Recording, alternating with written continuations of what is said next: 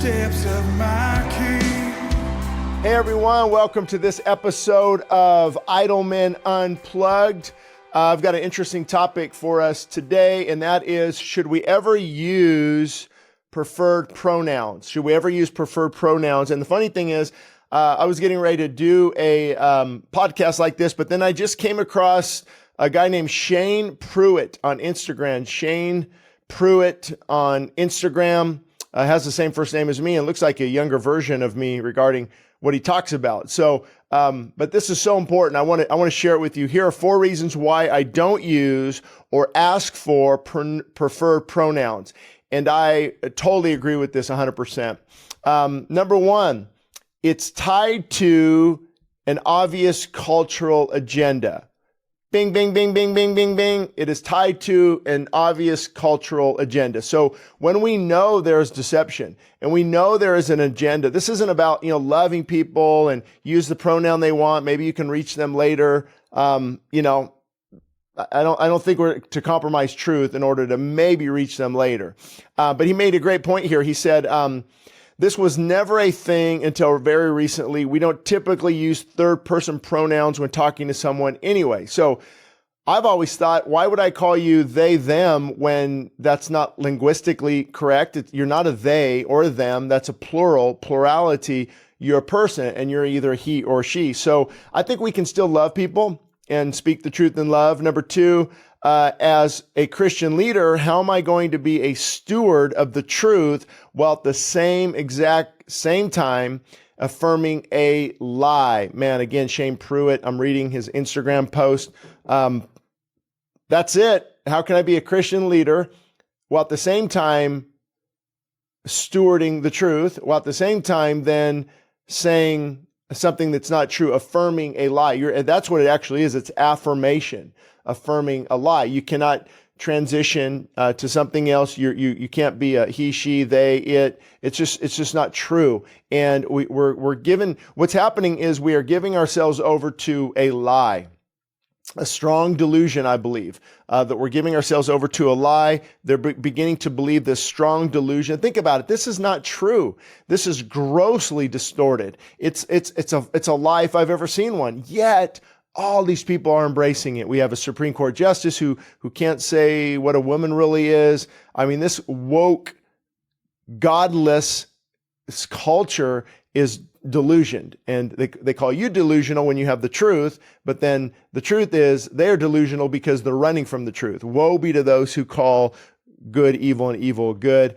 He goes on to say, number 3, when will the shift take place? Some people say that we do it for the spiritually lost, okay? And I've thought about that before. Hey, my name is, call me him or I don't know, them, but okay, they're lost. They don't understand God's truth. So am I supposed to capitulate and just, okay, let me call you what you want to be called? But then he goes on to say, however, what if they do become a believer at some point? And then at what point in the discipleship process do you have to tell someone that you actually never believed in their preferred pronoun? To begin with, isn't it better to lovingly stick to the truth from the beginning so it doesn't seem like a bait and switch down the road? Wow, he's nailing it here, Shane Pruitt. Not only that, bait and switch, but also they become a believer. Then they're going to wonder why you didn't hold to the truth. Why did you compromise in this area? And it's just no good way out of this. Number 4, I love number 4 as well. Others in the ministry are watching. If I compromise there, then I have to also ask, am I discipling people to believe the whole movement is okay? See where it was slippery slope. Be kind, be loving, but don't look to argue. We can be welcoming without being affirming. Look to win people with spirit and truth because we can't win them with confusion and compromise. Again, Shane Pruitt on Instagram, one of the pastors I follow. We might follow each other. I'm not sure. But the irony is he kind of led to something I wanted to briefly discuss in spirit and in truth. So what's happening? Well, it's hot in here. What's happening is, and I don't do makeup and all that stuff, so it's just real Idleman Unplugged. So anyway, that was a rabbit trail. what's happening, I saw another pastor recently, why we should call people by their preferred pronouns. And of course, it's under the banner of loving and kind and gracious and appearing humble. But if you look at those definitions, real love speaks the truth in love. Real kindness is helping people out of their sin.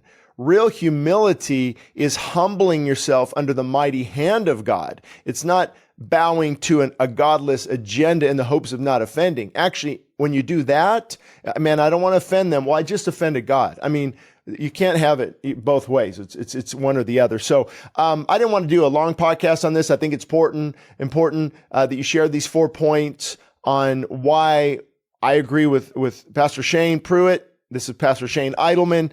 I agree with those 4 principles. Not only 4 principles, those are 4 biblical truths directly from the Bible on how we should handle this issue. Now, again, you don't be mean-spirited and do little memes and sarcastic and in your face. And again, different situations, you can't put you can't put this under a whole umbrella and say, never do this, never do this. I mean, if you're not caught, but if you're in a situation where, you know what, this isn't the right time to handle it, I'm in a classroom setting, I'll call them, for now, I don't want this bubble to burst. But I'm going to pray about this. I'm going to try to work into this, a different way to do this. And, if you're caught off guard and you need to just, you do something for that moment, I'm sure God sees your heart. I wouldn't worry about it. As of now, I haven't used anyone's preferred pronouns, because it's not linguistically correct according to our language. It's actually, it's not them. It's not a them. And so, I haven't been in a challenging, I've been in a few where, they prefer a certain pronoun, but, there's ways around it and just avoid the topic. But at some point, I think we are to lovingly speak the truth in love. And that's you really want to help people in the middle like this, or not in the middle, but actually caught in sin.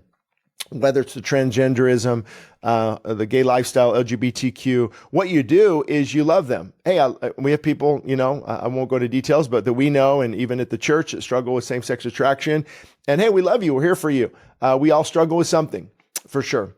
But then are they a believer? Are they unbeliever? And then now that we love them, we come alongside them. And usually 9 times out of 10, those people are not very happy in life in general.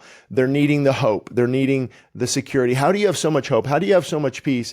And you win them to the Lord because of your loving kindness and because of your grace and humility. But you're holding to the truth like never before. Like, hey, I can't call you that. Here's why. Here's what the Bible teaches, but I love you enough to help you through this. And again, it's not what you say, it's how you say it. And that's where we keep, messing up, is we're trying to say the truth, but we're trying to say it with a critical, arrogant, bombastic, in your face kind of approach.